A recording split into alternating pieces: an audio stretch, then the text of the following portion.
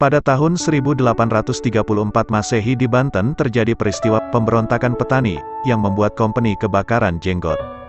Pemberontakan itu dipelopori oleh kalangan ulama dan para santri. Habib Abdullah bin Muhsin Al-Atas dianggap kompeni memiliki andil besar dalam mengobarkan semangat perlawanan rakyat.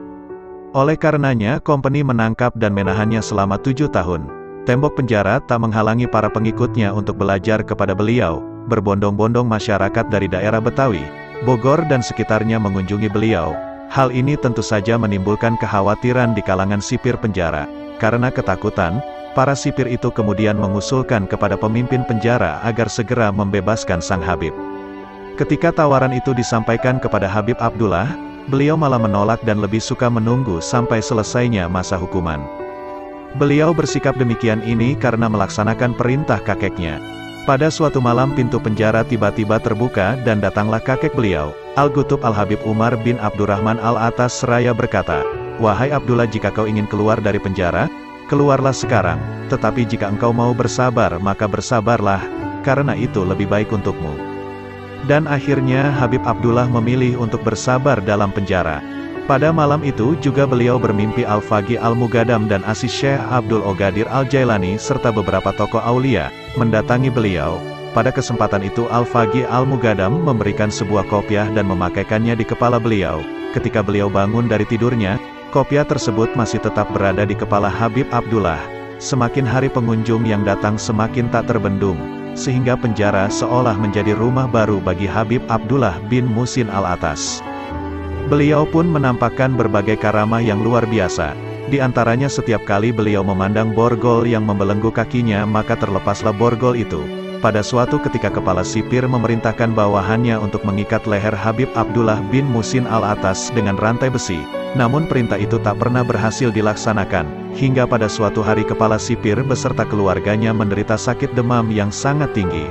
Para dokter pun tak sanggup mengobati penyakitnya itu. Setelah ada yang memberitahu barulah kepala sipir itu sadar bahwa penyakitnya dan penyakit keluarganya itu diakibatkan karena dia telah menyakiti Habib Abdullah yang sedang dipenjara. Kemudian kepala sipir mengutus bawahannya untuk memintakan maaf kepada Habib Abdullah dan memohon kepada beliau untuk mendoakan agar diberi kesembuhan atas penyakit yang diderita oleh kepala sipir dan keluarganya itu. Maka Habib Abdullah pun berkata kepada utusan itu, "Ambillah borgol dan rantai ini, ikatkan di kaki dan leher pemimpin penjara itu maka akan sembuhlah dia." Kemudian dikerjakanlah apa yang dikatakan oleh Habib Abdullah. Maka dengan izin Allah, penyakit kepala sipir dan keluarganya sembuh seketika. Kejadian ini menyebabkan kepala sipir tersebut semakin yakin akan kekeramatan Habib Abdullah. Begitulah ujian Allah bila ingin menaikkan derajat para hambanya. Pada usia 86 tahun, hari Selasa 29 Zulhijjah 1351 Hijriah bertepatan dengan tanggal 26 April tahun 1933 Masehi, Habib Abdullah bin Muhsin Al-Atas wafat.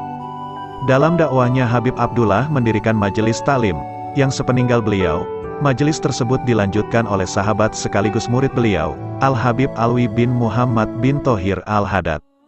Pengajian itulah yang menjadi embrio dan cikal bakal majelis taklim Masjid An-Nur Keramat Empang, Bogor, yang kini dilanjutkan oleh Habib Abdullah bin Zain.